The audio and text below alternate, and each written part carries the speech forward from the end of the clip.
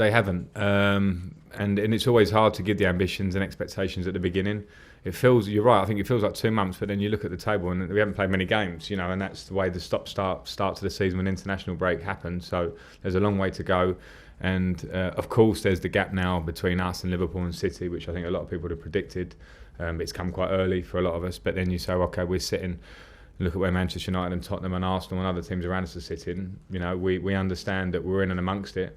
And having seen the players close hand and seeing some of the way we're playing in parts of games, I'm as confident as I was before. We want to be competitive. We want to get into the top 4. We want to improve daily as a team, and I think we've shown a lot of signs of that now. We must keep improving on that. You don't see any reason why you shouldn't be in the top 4 at the end of the season?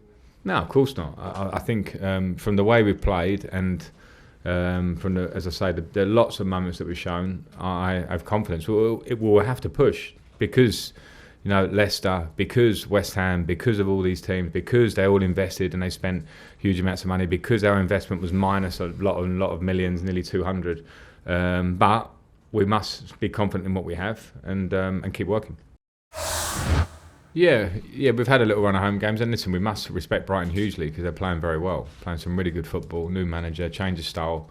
Maybe not the points on the board that they deserve. So we can't just, because we haven't had a home win, expect it will come because we're Chelsea and they're Brighton. No, we respect them, and we'll try and get our win and then take on those few away games you talk about.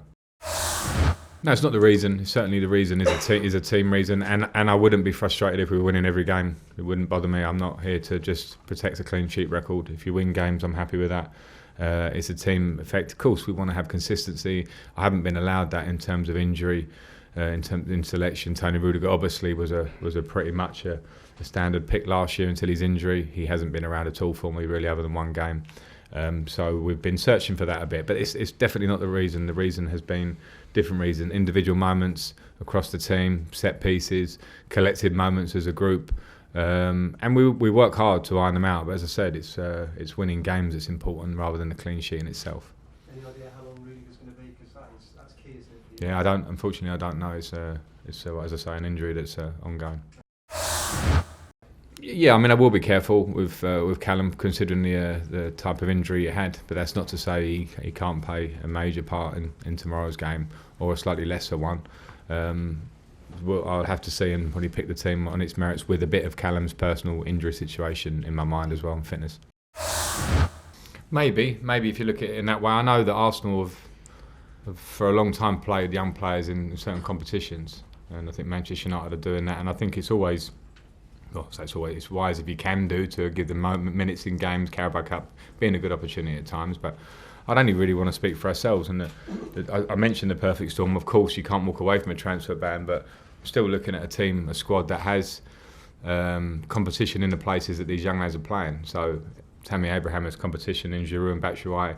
Mason Mount has competition in Kovacic and Barkley and N'Golo Kante, and with the wingers, if you count him in that area. And Fikayo Tomori, a lot of people would have seen him as number 4. He's now number 1 or 2 as it stands. So I've picked them ahead of some senior players. It's the choice of the manager, and at the moment I'm going with them because they're showing me they can play, and they're really playing well. So from where I see it, age isn't the huge factor. It's a great story, and we're pleased with it, but it's not the huge factor in actual selection. Thanks so much for watching ESPN on YouTube, and for more sports highlights and analysis, be sure to download the ESPN app, and for premium content and live streaming, subscribe to ESPN Plus.